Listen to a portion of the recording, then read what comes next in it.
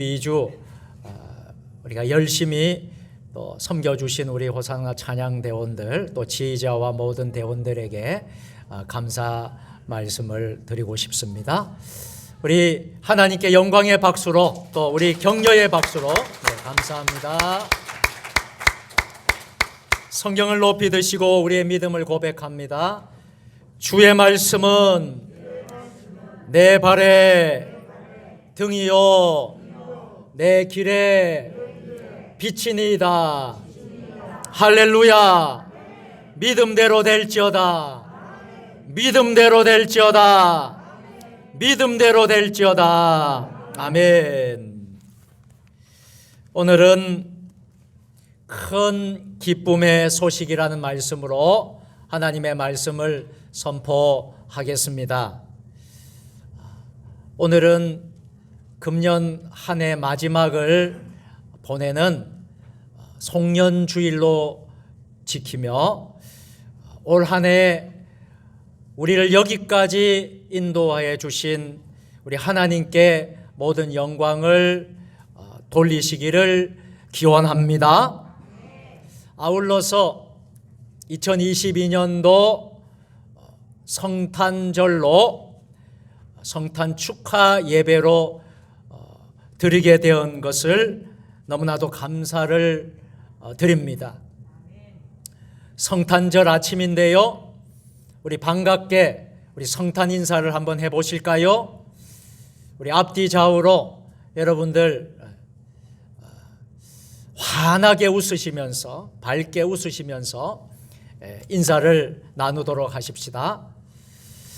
손을 이렇게 여러분 흔드시면서 인사하면 좋겠습니다. 옆 사람 보시면서 메리 크리스마스, 기쁜 성탄 되세요.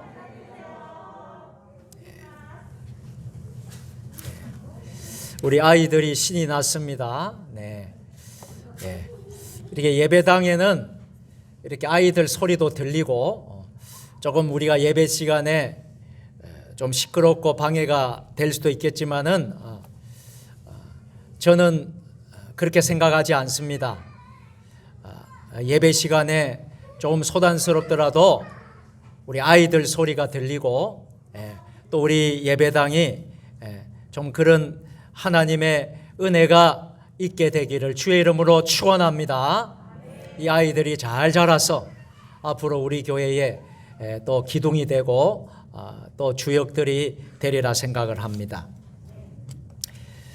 오늘 본문 누가복음 2장을 중심으로 해서 여러분과 함께 은혜를 나누려고 합니다. 오늘 본문 1절은 이렇게 시작하고 있어요. 우리 다 같이 읽어보실까요? 그때에 가이사 아구스도가 영을 내려 천하로 다 호적하라 하였으니. 아멘. 여기서 가이사 아구스도, 이 말은 로마의 실질적인 초대 황제를 말하고 있습니다. 그의 이름에 붙어진 아구스도라는 명칭은요, 이런 뜻이 있습니다. 이 아구스도라고 했을 때에 이 말은 세상에서 가장 존엄한 사람, 이런 뜻이 아구스도라는 말이에요. 원래 이 사람의 이름은 옥타비나누스였는데요. BC 27년에 벌어진 악티움 해전에서 승리를 합니다. 로마 원로원으로부터 이 아구스도라는 칭호를 받게 되었어요. 그래서 세상에서 가장 존엄한 사람이라는 칭호를 수여받았습니다. 가이사 아구스도는 막강한 재력이 있었고 또 막강한 군사력이 있었어요. 그래서 원로원을 모두 장악을 합니다. 그래서 그 당시에 생긴 말이 팍스 로마나라는 말이에요. 로마의 평화시대라는 말이죠. 가이사 아구스도가 열었던 로마의 평화 시기는 여러분 무려 200년 동안 지속되어졌습니다. 막강한 군사력, 막강한 견제력, 막강한 힘, 이것이 200년 동안 이끌어갔다는 것이죠. 그래서 그 기간 동안 평화롭고 발전된 로마 국가를 이루게 됩니다. 그런데 가이사 아구스토가 천하로 다 호적을 하라고 명령을 내렸습니다. 왜 이런 명령을 내렸을까요? 그 이유는 두 가지 이유 때문입니다. 하나는 로마의 식민지들에게 막대한 양의 통치 자금을 걷어들이기 위한 이유였어요. 그리고 또 하나는 필요할 때 언제든지 군사를 모병하기 위해서였습니다. 로마의 정치적 지배를 받고 있던 유다 백성들도 예외 없이 호적을 하기 위해서 각자의 고향으로 돌아가야만 했습니다. 이 귀향 행렬 속에 누구도 포함이 되어 있었을까요? 예수님의 부모인 마리아와 예수님의 부모인 요셉과 마리아도 함께 있었던 것이지요. 그래서 오늘 우리가 읽은 6절을 한번 보실까요? 6절에 보면 거기 있을 그때에 해산한 날이 차서라고 기록되어 있지요. 요셉과 마리아가 고향으로 호적하기 위해 베들레헴으로 돌아갔을 때에는요, 이미 마리아의 몸이 어땠다는 것이죠? 해산할 날이 찼다, 만삭이 되어 있었다라는 거예요. 우리 여성들은 다 아이를 낳아본 경험이 있어서 여러분 다 아시겠습니다만, 우리 남성들은 도저히 이해할 수가 없는 것이 여러분 출산입니다. 이 만삭이 되어서 베들레헴에 도착했다는 거예요. 이들이 살던 나사렛 고향 베들레헴까지의 거리가, 나사렛에서 베들레헴까지의 거리가 얼마나 되었을까요? 약 144km 정도 되었습니다. 그러니까 우리 서울에서 대전까지의 거리라고 보면 됩니다. 이 먼 거리를 만삭의 임산부가 여행한다는 것이 여러분 어떻겠습니까? 쉬운 일이 아니었을 겁니다. 그것도 자기의 유익을 위해서가 아니라 당시 천하를 호령하고 다스리던 가이사 아구스도 로마 황제의 돈벌이를 위해서 이처럼 무리한 여행을 강행한다는 게 여러분 대체 얼마나 말이 되겠습니까? 이 비인간적인 일 아니겠습니까? 더군다나 베들레헴에 도착했던 마리아가 아이를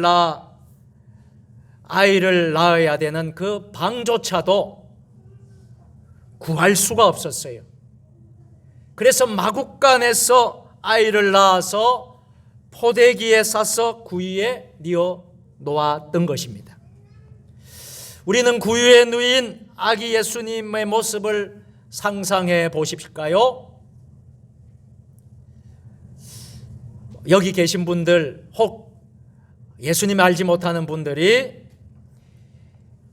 말구유에 누인 아기 예수님을 상상할 때에 목가적이다, 참 낭만적이다 생각할지는 모르겠지만, 실제로 아기를 낳아서 말에 여물통 위에 올려놓는다고 한번 생각해 보십시오. 목가적일까요? 아니겠지요. 낭만적일까요? 결코 아닐 것입니다. 어쩌면 참 비참한 그 자체일 것입니다. 이런 비인간적이고 비참한 삶의 방식이 과연 어디서부터 비롯되었을까요? 그것이 바로 로마의 평화라고 외치는 부르짖는 팍스 로마나 당대를 호령하던 로마 황제 가이사 아구스도의 한 사람의 탐욕, 한 사람의 권력욕에서부터 시작된 것입니다. 로마는 평화일지 모르겠지만 그 평화를 유지하기 위해서 수많은 식민지 하에 있었던 주민들이 피눈물을 흘려야 했어요. 비인간적인 삶을 살아야 했어요. 그런데 과연 그것을 진정한 평화라고 부를 수 있겠습니까? 우리 사회에 참 안타까운 일들이 몇 년 전에 계속된 사건이 있습니다. 여러분 기억하실지 모르겠습니다만 2018년도로 거슬러 올라가서 정규직을 꿈꾸던 24살의 비정규직 청년 김용균 씨가 태안화력발전소의 컨테이너 벨트에 몸이 그만 끼어서 사망한 사고가 있었습니다. 그 사건을 보면서 너무나 많은 안타까움이 있었습니다. 그런가 하면 2016년도에 서울 구의역에서 한 비정규직 젊은이가 안전문에 몸이 끼어 사망한 사고도 있었습니다. 여러분 우리나라 산업재해 사망률이 어느 정도 되는지 아십니까? 불명예스럽게도 OECD 국가 가운데 1위랍니다. 보건사회연구원이라는 곳에서 1999년부터 2003년까지 통계청 사망 자료를 분석해 보았는데요. 임시직과 일용직이 정규직에 비해서 사망률이 3배나 높다고 합니다. 특히 2012년부터 2016년까지 5년간 발전소 안전사고로 인해 사망한 노동자 40명 중에 37명이 비정규직이었다고 합니다. 여러분, 사실 사람의 목숨에 정규직이 비정규직이니 무슨 구분이 있겠습니까? 사람의 목숨 생명이 가장 중요한 것이지요. 그런데 정규직 같은 경우는 신분이 안정되다 보니 일이 위험하다고 판단하면 그 일을 거부할 수 있는 고난이 있다고 합니다. 그런데 비정규직 노동자의 경우는 신분이 보장되지 않는다는 거예요. 그래서 위험한 작업인데도 불구하고 그저 울며 겨자 씨먹기 식으로 그 일을 할 수밖에 없는 구조적인 문제가 있다는 것입니다. 여러분, 우리 교회들은 목표가 있습니다. 그 목표는 하나님의 나라를 세워가는 거고요. 하나님의 나라를 꿈꾸는 것이 우리 교회의 존재 목적이고 목표인 줄 믿습니다. 그렇다면 우리가 한번 생각해 봐야 되지 않겠습니까? 우리가 이 세상이 평화로운 세상을 만들어야 되고 이 평화가 진정한 평화가 이 땅에 와야 되지 않겠습니까? 그때 평화를 말할 때에 우리가 성경에 나오는 하나님의 샬롬을 말할 때에 과연 그 평화가 누구를 위한 평화라는 것입니까? 우리가 하나님 말씀을 이야기할 때에 거룩하다라고 말을 거룩해야 한다, 성결해야 된다 말은 많이 합니다. 이 성결은 성경이 이야기할 때 개인적 성결만을 말하지 않습니다. 물론 개인적 거룩, 개인적 성결도 중요해요. 그렇지만 개인적인 성결만을 말하지 않아요. 감리교를 창시했던 존 웨슬리가 주장한 성결은 개인적 성결뿐만 아니라 사회적 성결을 말합니다.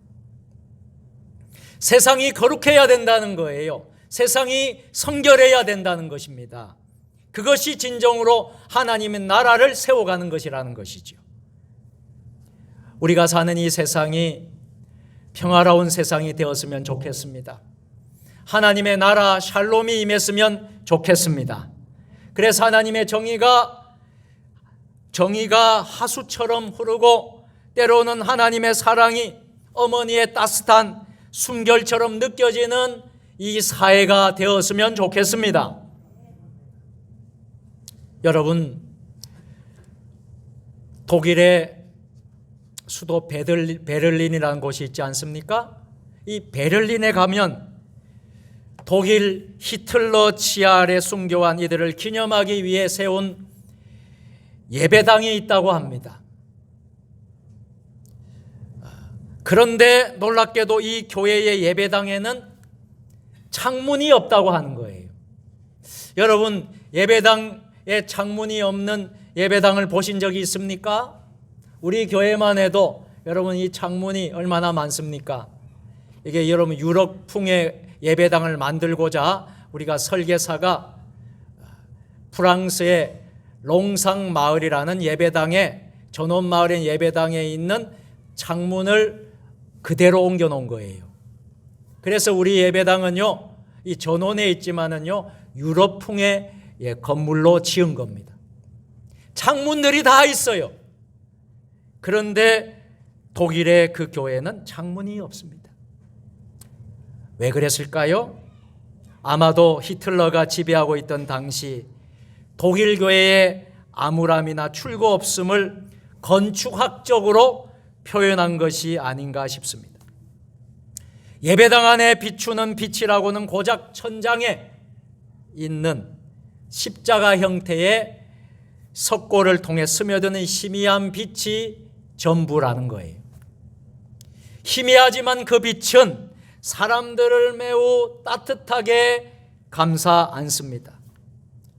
천천히 그 예배당을 둘러보는 이들은 창문이 있어야 할 자리마다 걸려있는 6장의 흑백 그림들을 주목하게 되는데요. 각각의 그림이 마태복음 25장을 형상한 것이라는 겁니다. 그래서 그 안에 있는 그 그림은 굶주린 사람들의 모습, 목마른 사람들의 모습, 나그네들의 모습, 헐벗은 사람들의 모습, 병든 사람들의 모습, 옥에 갇힌 사람들의 암담한 상황이 가슴 아프게 표현되어 있다고 합니다. 그 그림을 보면 하나의 물음표로 사람들 앞에 서 있는 것이 있습니다. 당신은 이런 상황에서 어떻게 처신하려고 합니까? 세상은 여전히 어두워요. 세상은 여전히 어둡고 만삭의 여인은 몸풀 곳을 찾지 못하는 그런 세상입니다. 제가 조금 전에 세상은 여전히 어둡다고 했고 만삭의 여인은 몸풀 곳을 찾지 못했다고 말씀을 드렸습니다. 이렇게 비인간화된 사회 속에서 우리들은 과연 절망만 하고 있어야 하겠습니까? 낙심만 하고 있어야 되겠습니까? 과연 우리들은 어디에서 삶의 소망을, 희망을 찾을 수 있겠습니까? 여러분, 마치 여러분 카메라의 안에 있는 앵글이 한 곳에서 다른 곳으로 옮겨가듯이 이제 성경의 그 앵글은 로마의 황실에서 이제 마국간에서 또다시 들판으로 옮겨갑니다. 거기에는 한밤중에 양떼를 지키는 목자들이 있어요. 이 목자들은 한밤중에도 자신들에게 맡겨진 양떼들을 지킬 만큼 삶의 현실에 아주 충실했던 사람들입니다. 여러분, 사실 이 목자들은 어떻게 보면 우리 다윗의 어린 시절을 생각하게 만듭니다. 어린 다윗이 아버지 이새의 양들을 지키는 사람이었지 않습니까? 그래서 다윗을 우리 어린 목동이라고 하지 않습니까? 물론 다윗도 고향이 베들레헴이었습니다. 또 한밤중에 양떼를 지키던 목자들은 사회적으로 아주 낮은 계층의 사람들이었어요. 그렇게 지위가 높고 가진 재물이 많은 사람들이 아니었어요.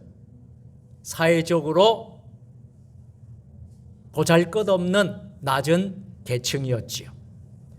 힘없는 사람들이었습니다. 많이 배우지 못한 사람들이었습니다. 세상의 사회적인 권력을 소유하지 못한 사람들이 바로 목자들이었어요. 그런데 어디선가 홀연히 주의 사자가 그들 앞에 다가서는 거예요. 그러면서 주의 영광을 목자들에게 비추는 것입니다. 갑작스럽게 벌어진 일로 인해 목자들은 무섭고 떨게 했어요. 두렵고 떨리고 있는 목자에게 목자들에게 천사가 다음과 같이 말을 합니다. 오늘 본문 10절, 11절, 12절 말씀 우리 다 같이 한 목소리로 함께 읽으실까요? 천사가 이르되 무서워하지 말라. 보라, 내가 온 백성에게 미칠 큰 기쁨의 소식을 너희에게 전하노라. 오늘 다윗의 동네에 너희를 위하여 곧 그리스도 주시니라. 너희가 가서 강보에 쌓여 구유에 뉘어 있는 아기를 보리니 이것이 너희에게 표적이니라 하더니. 아멘. 천사는 자신이 온 백성에 미칠 큰 기쁨의 소식을 전하기 위해 이곳에 왔다라고 말합니다. 곧 다윗의 동네에 너희를 위하여 구주가 나신다는 겁니다. 그리고 너희가 강보에 쌓여 구유에 뉘어 있는 아기를 보게 될 것이라는 거예요. 이것이 너희들에게 표적이 될 것이라는 것입니다. 천사의 말이 끝나기도 무섭게 갑자기 어디선가 수많은 천군이 나타나는데요, 그 천사와 함께 하나님을 높이 높이 경배 찬양합니다. 할렐루야. 같이 해보실까요? 지극히 높은 곳에서는 하나님께 영광이요, 땅에서는 기뻐하신 사람들 중에 평화로다 하니라. 아멘. 예수님의 탄생이 하나님께 영광이 되는 이유가 무엇일까요? 당시 하나님께 영광을 돌리기 위해 마련된 곳은 예배당, 성소, 성전이었습니다. 그러나 당시 성전은 하나님께 영광을 돌리기는커녕 율법화되었습니다. 세속화되었습니다. 그러나 예수님께서 이 세상에 오심으로 자신의 육체가 뭐요? 성전이다. 그를 믿는 주의 자녀들을 성전 삼아 하나님께 영광을 돌리게 하실 것입니다. 비록 땅에서는 로마 황제가 마치 하늘의 권세를 얻은 것처럼, 하늘의 영광을 얻은 것처럼 자신을 황제로 신격화할지 몰라도 그 영광은 이 땅에 사라질 것이고 그치게 될 것입니다. 그러나 하나님의 영광에는 이르지 못하겠다. 하나님의 영광은 무궁한 것입니다. 그러나 지금은 비천해 보여도 천사의 입을 통해 증언한 것 같이 구에 누이신 아기 예수님은 자신의 삶과 죽음과 부활, 이것을 통해 하나님의 영광을 돌리게 될 줄로 믿습니다. 여러분, 누가 진정한 존귀한 자입니까? 로마 황제일까요? 아닙니다. 우리 구주 예수님이신 줄 믿으시기를 바랍니다. 또 예수님의 탄생이 우리들에게 평화를 주는 이유가 무엇일까요? 왜 예수님의 탄생이 우리들에게 평화가 됩니까? 로마 황제는 로마에 평화를 주장했습니다. 정치적으로, 경제적으로, 군사적 많은 평화를 무려 200년 동안 일구었다고 하지만 힘없는 식민지 백성들에게는 너무나 많은 고통을 로마가 주었습니다. 많은 고통을 주었어요. 임산부와 각 태어난 아기마저 기본적인 사회 보장을 얻지 못했을 정도로 비인간화된 사회의 고통을 몸소 경험해야만 했습니다. 이처럼 사회의 불평등, 빈곤의 악순환 이런 것들을 경험해야만 한 사람들도 경험할 수 없는 평화로운 세상은 없었을까요? 과연 이 세상에 진정한 평화를 주는 분은 누구입니까? 로마 황제입니까? 아닙니다. 아니면 우리 구주 예수 그리스도이십니까? 아멘. 천사의 입을 통해 증언된 것처럼 아기 예수님의 탄생은요, 온 백성에 미칠 큰 기쁨의 소식이 되었습니다. 비록 현실은 녹록지 않고 고달프고 힘들지만 아기 예수님을 통해 하나님 나라를 경험한 사람들에게는 하나님이 주시는 평화가 선물로 주어질 것입니다. 그 첫 번째 수혜자가 한밤중에 양떼를 치던 목자들이었어요. 이제 성탄절을 맞는 우리들은 어떻게 살아야 하겠습니까? 메시아 탄생을 예언했던 이사야 말씀, 이사야 11장은 다음과 같이 기록하고 있어요. 이새의 줄기에서 한 삭이 나며 그 뿌리에서 한 가지가 나서 결실할 것이요. 여기서 이새는 누구를 말합니까? 다윗의 아버지를 말하지요. 다윗은 이새의 8번째 아들이었습니다. 가장 막내였지만 훗날 이스라엘의 가장 모범적인 왕이 되었습니다. 이사야 선지자는 이새의 후손들 중에서 새로운 다윗이 나와서 백성들을 하나님 앞에 이끌게 될 것이라고 이사야서에서 예언한 것이지요. 그 새로운 다윗이 누구일까요? 할렐루야. 강보의 사역 구의 누인 아기 예수님을 말하는 거예요. 그러면 새로운 다윗이 다스리는 세상은 어떤 세상일까요? 평화의 세상이라는 거예요. 할렐루야. 이사야 선지자는 메시아가 오셔서 다스릴 평화로운 나라의 모습을 다음과 같이 가르쳐주고 있습니다. 우리 6절에서 8절, 우리 이사야 11장 6절 8절 말씀 큰 소리로 함께 우리가 읽도록 하겠습니다. 그때에 이리가 어린 양과 함께 살며 표범이 어린 염소와 함께 누우며 송아지와 어린 사자와 살찐 짐승이 함께 있어 어린아이에게 끌리며 암소와 곰이 함께 먹으며 그것들의 새끼가 함께 엎드리며 사자가 소처럼 품을 것이며 젖 먹는 아이가 독사의 구멍에서 장난치며 젖된 어린아이가 독사의 굴에서 손을 넣을 것이라. 아멘. 여러분, 이런 일이 상상이 가십니까? 이런 일이 어떻게 가능할 수 있겠습니까? 메시아이신 우리 예수님이 이 땅에 오심으로 가능하게 된 것입니다. 이제 평화의 세상은 시작되었습니다. 2000년 전 강보의 사역 구유에 놓인 아기를 위해 평화의 세상이 이 세상에 시작이 된 것입니다. 천사는 강보에 누워 있는 아기가 너희에게 표적이다 라고 목자들에게 말했습니다. 이제 저와 여러분들은 세상을 향해서 평화의 왕이신 예수님을 증거해야만 합니다.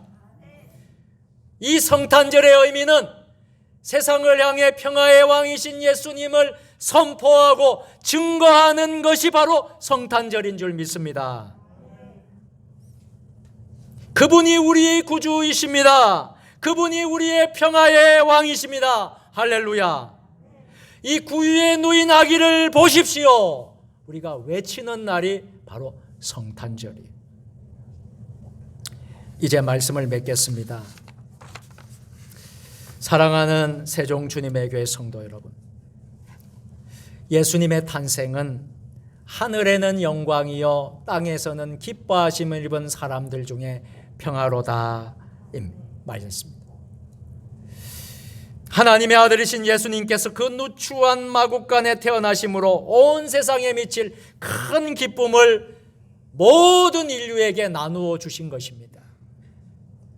예수님이 태어나지 않았다면 우리들은 과연 어떻게 되었을까요? 예수님이 이 땅에 오시지 않았다면 우리는 어떤 삶을 살고 있었을까요? 여러분, 예수님이 이 세상에 오셨기에 우리는 하나님의 백성과 자녀가 된 줄로 믿습니다. 예수님이 이 땅에 오셨기에 구원받은 백성이 되었고 우리는 이렇게 예배드리는 하나님의 예배자가 되었고 우리의 삶은 천국을 소망하며 사는 우리의 삶이 된 줄로 믿습니다. 하늘에는 영광이요 땅에는 평화로다. 오늘 저와 여러분들은 많은 사람들에게 세상을 향해서 이 기쁜 소식을, 이 큰 기쁨의 소식을 전해야 되지 않겠습니까? 오늘 저와 여러분이 섬겨야 할 사람들 누구입니까? 오늘 여러분이 있어야 할 마국간은 과연 어디입니까? 우리의 사명을 기억하시고 이 성탄을 하나님께 영광과 또 우리 하나님을 기뻐하신 사람들 중에 평화로다 우리가 찬양하고 높여드리는 2022년 성탄 주일이 되기를 주의 이름으로 축복합니다. 전능하신 하나님 아버지, 하늘에는 영광이요 땅에서는 하나님이 기뻐하신 사람들 중에 평화로다. 온 세상에 미칠 큰 기쁨의 소식, 예수님이 이 땅에 탄생하신 것임을 믿으며 우리도 예수님의 그 탄생을 세상을 향해 모든 백성들에게 증거하는 복된 성탄절이 되게 하여 주옵소서. 우리 구주 예수님의 이름으로 축복하며 감사하며 기도드리옵나이다. 아멘.